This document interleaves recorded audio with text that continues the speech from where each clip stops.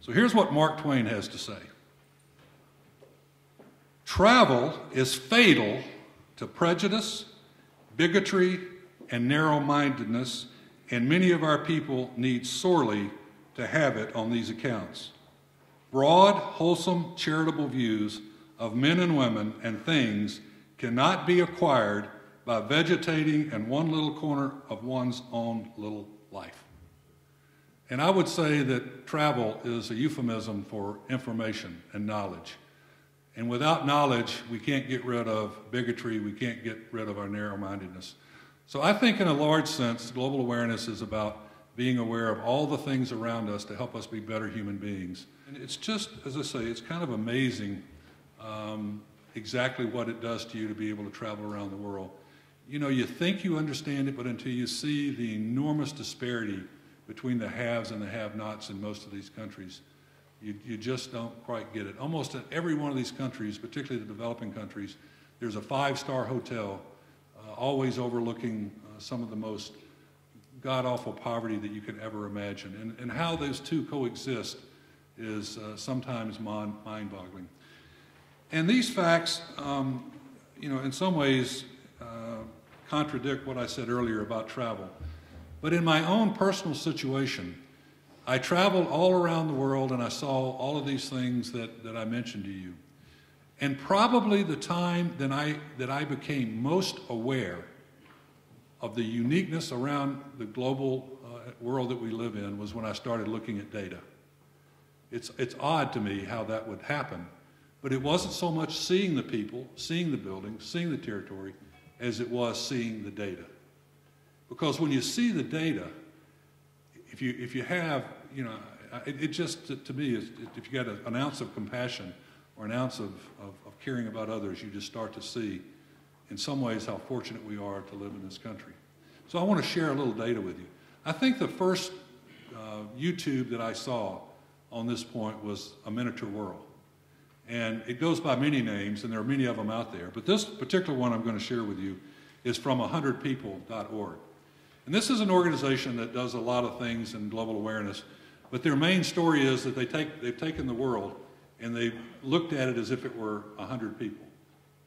So you take 6.8 billion people, which is how many people are on the earth, 6.8 billion, and you look at it as 100 people so we can get very simple statistics.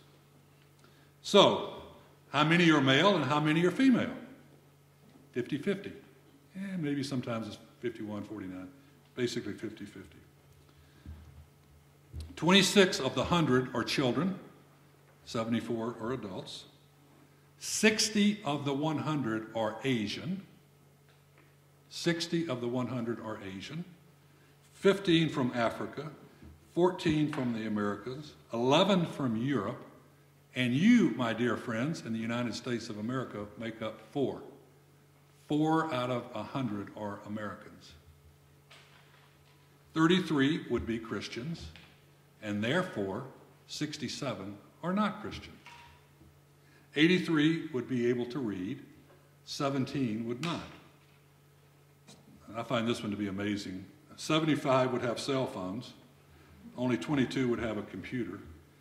And this one is, I think, particularly interesting, and that is 7 of the 100 would have a college degree. I looked at this data about 6 or 7 years ago, and it was 1. It was 1 out of 100 had a college degree. You know what's fueling that huge change? It's called India. It's called the emerging countries that all of a sudden are educating their population. 22 would not have shelter. 15 would be undernourished. 48, listen to this, 48 out of 100 would live on less than $2 a day, U.S. 22 would not have electricity. 13 would not have access to clean drinking water. I don't know what you think about those numbers, but you can travel all you want, you can look at it, but until you see the hard reality of what the statistics are, to me it kind of really gets, it opened my eyes. I don't know if it opened yours or not. That, you know, you hear the phrase when you're growing up, you know, somebody says to you, oh dear, Barry, you're 1 in a million. You heard that phrase? You're 1 in a million. You know what 1 in a million means in this world? That means that there's 7,000 just like you. Is that it's a big world out there, and it's important that you know about it, and it's important that you have a global vision. But I guess the real question, you might be sitting there saying, well, why? You know, what is it that makes this something that I need to get excited about or think about, or, you know, why is it important? Why is Grandview University really making a push around global awareness? Why did they make it part of their core curriculum now?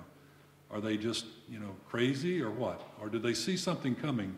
Do they know that being globally aware is absolutely critical in today's environment? I suspect it's more of the latter. Have you ever thought about maybe 100 years ago what was going on in Iowa? Have you ever thought about the people here in Iowa would probably say, you know, what do I care about what's going on in New York and California? You know, I'm an Iowan. I just want to farm and be left alone. And you kind of fast forward to today. Do you think it's important to know what's going on in Washington, New York, and California?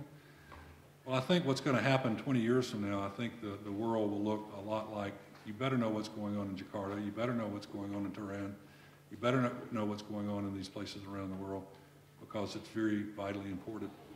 But, you know, I know you might still be sitting there saying, yeah, but why should I really care? So let me give you a few other reasons.